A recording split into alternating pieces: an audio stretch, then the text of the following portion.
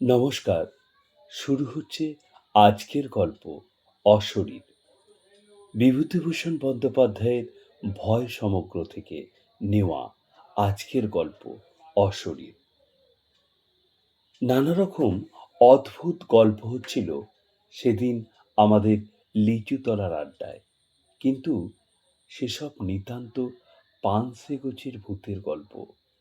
পাড়াগাঁয়ের বাঁশবাগানের আমবাগানের গেঁয়ো ভূত সাদা কাপড় পরে রাত্রে দাঁড়িয়ে থাকে। ওসব অনেক শোনা আছে। ওর বেশি আর কেউ কিছু বলতে পারল না। এমন সময় শরৎ চক্রবর্তী আড্ডায় ঢুকলেন।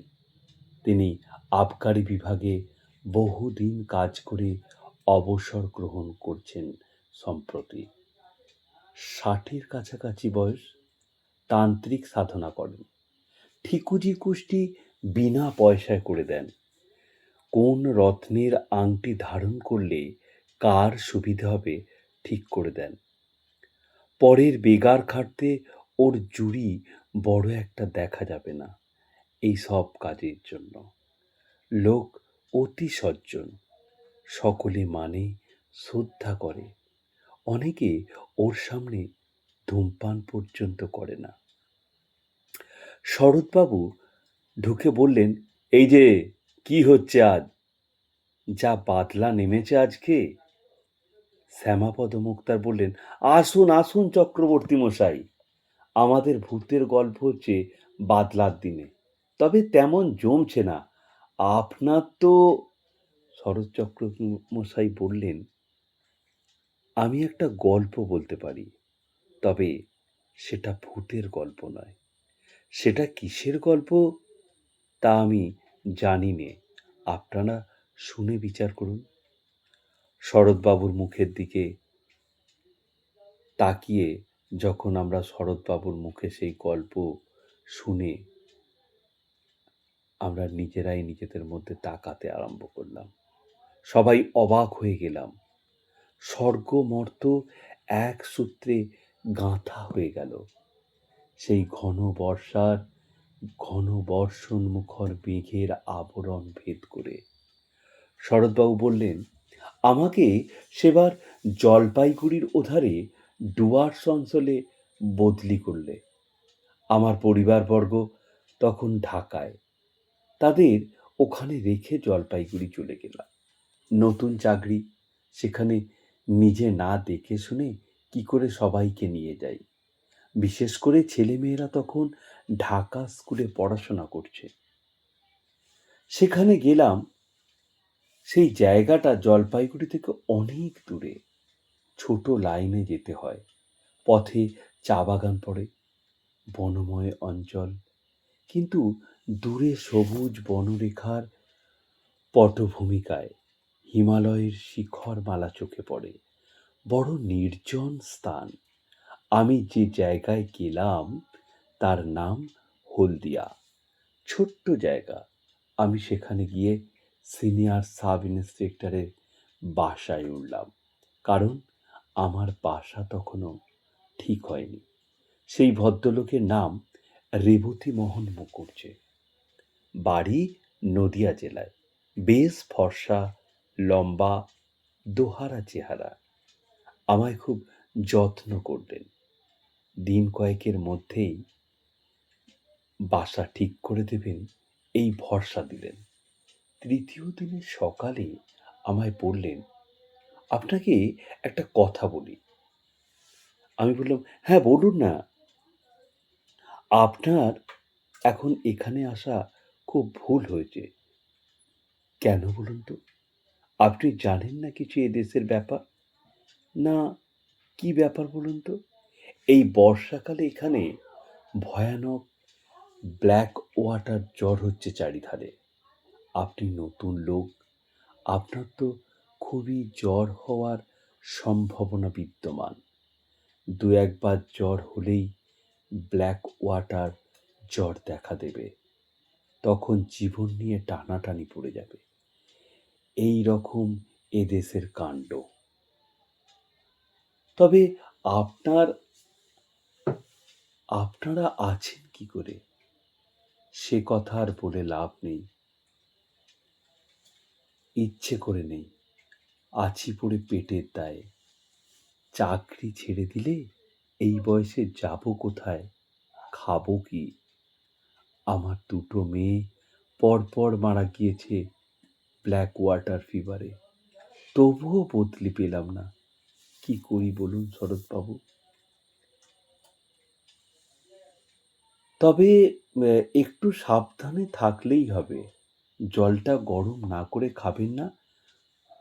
ব্ল্যাক ওয়াটার ফিভার হলেই কি মানুষ মারা যায়? ভালো চিকিৎসা না হলে বাঁচার সম্ভাবনা খুবই কম। বিশেষ করে এই বর্ষাকালে যারা নতুন আসে তাদের ধরলে বাঁচানো খুবই কঠিন হয়ে পড়ে। আমি এরকম ২টি কেস দেখেছি, দুটোই মারা গেল। শুনে মনে ভয় হলো, কিন্তু সাবধান হয়েই বা কি করব? বিদেশে বেরিয়ে কত দূর সাবধান হওয়াই বা চলে? যা থাকে কপালে ভেবে কাজ আরম্ভ করে দিলাম। ১০-১২ মাইল দূরে দূরে গাঁজার দোকান, মদের দোকান তদারক করে বেড়াতে লাগলাম।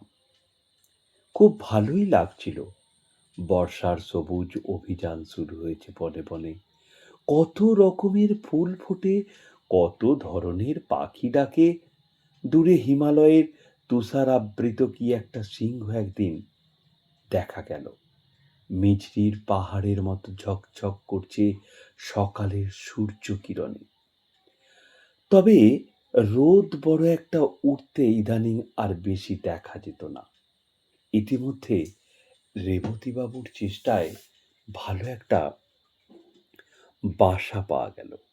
উঁচু কাঠের খুঁটির ওপর কাঠের তক্তা বসিয়ে তার উপর বাংলো ধরনের ঘর করা হয়েছে। কাঠের মেঝে বেশ শুকনো খটখটে। ঘরটা বেশ বড়, আলো হাওয়া বেশ আছে। মনের ভয় ক্রমে কেটে গেল। তখন মনে ভাবি, রেবতীবাবুর ওটা উচিত হয়নি।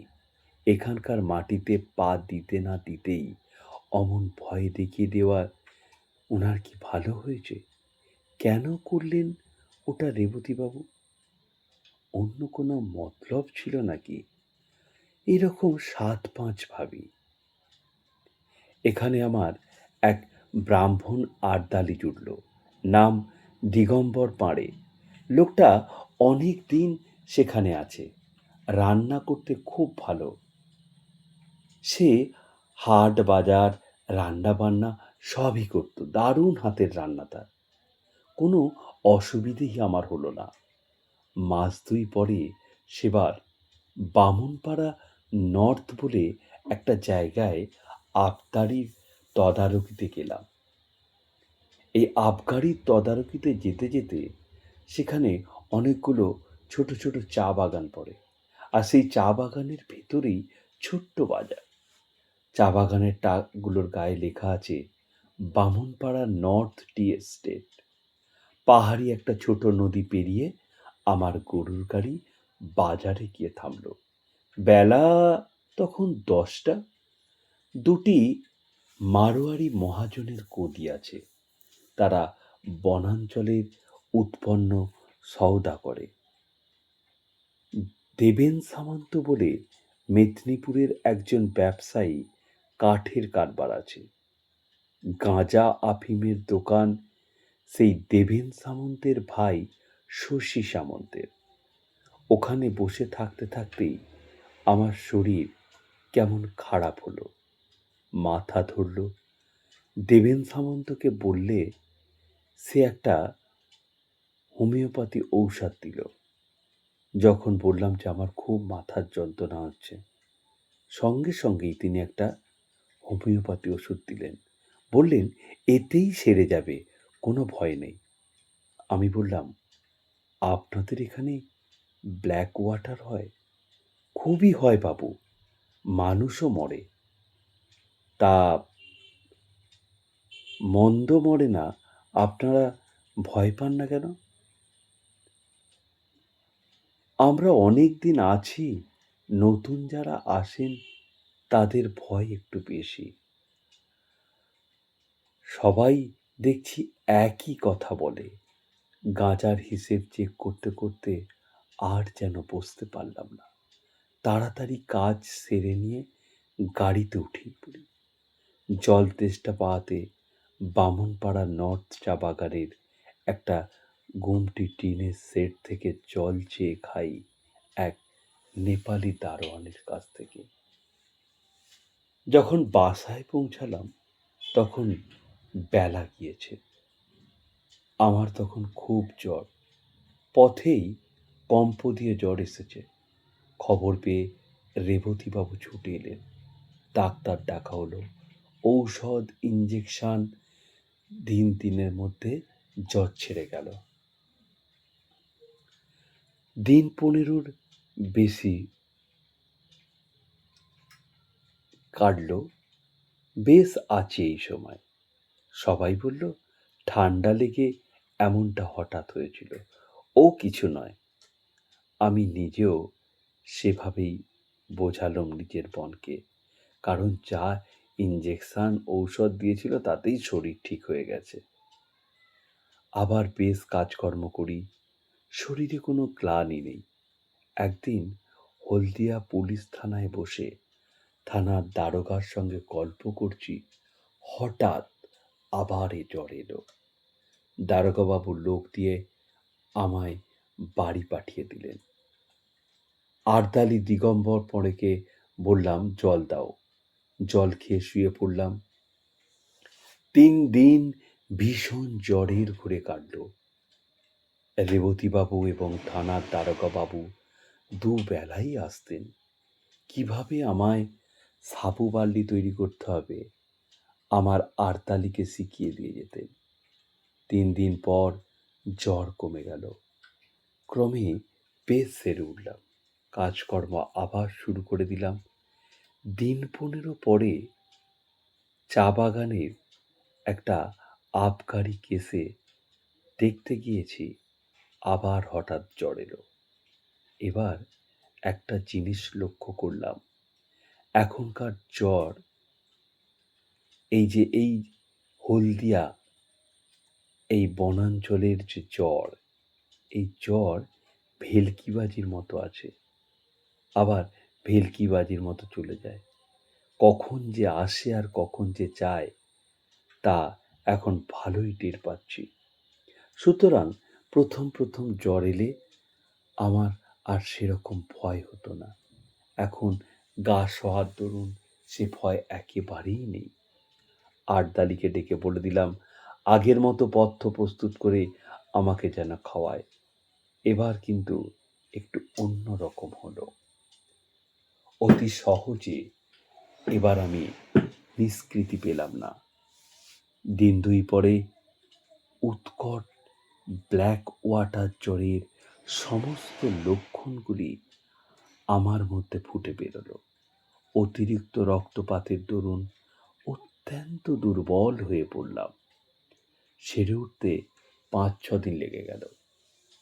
দিন 2 পথ্য করার পরই একদিন সকালবেলায় আমার সঙ্গে রতনবাবু আর দারোগাবাবু দেখা করতে এলেন। আরদালিকে চা করতে বলে যখন বলছি তখন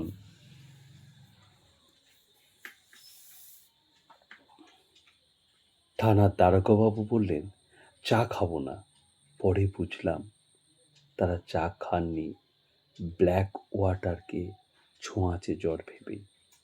দারোগাবাবু বললেন শরৎবাবু, একটা কথা আছে, বলুন।